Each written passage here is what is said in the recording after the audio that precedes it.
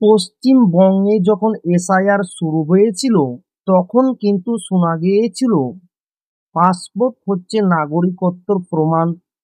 কিন্তু আজকে শোনা গেল পাসপোর্ট শুধুই বিদেশ যাওয়ার ছাড়পত্র, নাগরিকত্বর প্রমাণ নয়। বিতর্ক বাড়ালো কেন্দ্রের নতুন ঘোষণা।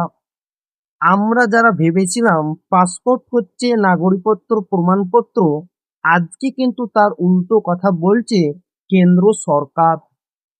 পাসপোর্ট শুধুই বিদেশ ভ্রমণের একটি অনুমতিপত্র বা দলিল, এটি কোনোভাবেই নাগরিকত্বের চূড়ান্ত প্রমাণ নয়। 14তম পাসপোর্ট সেবা দিবসের অনুষ্ঠান মঞ্চ থেকে এই ঘোষণাই করল বিদেশ মন্ত্রক।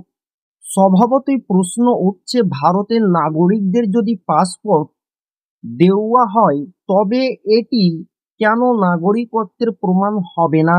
তাহলে নাগরিকত্বের আসল প্রমাণ কি এখন, সেটাই হচ্ছে সবচাইতে বড় প্রশ্ন।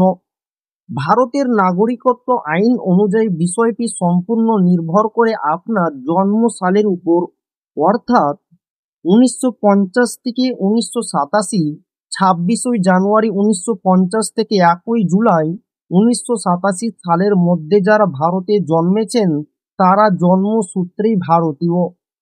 1987 থেকে 2004, 1 জুলাই 1987 পর জন্মানো ব্যক্তিরা তখনই নাগরিকত্ব দাবি করতে পারবেন যদি তাদের বাবা অথবা মায়ের মধ্যে যে কোনো একজন ভারতের নাগরিক হন।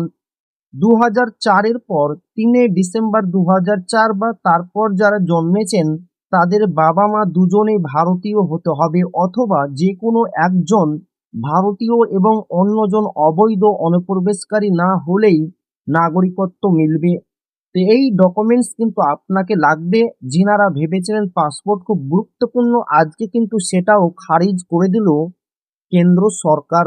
তো ভিডিওটি বেশি বেশি করে শেয়ার করবেন আর কমেন্টে জানাবেন আপনার মতামত।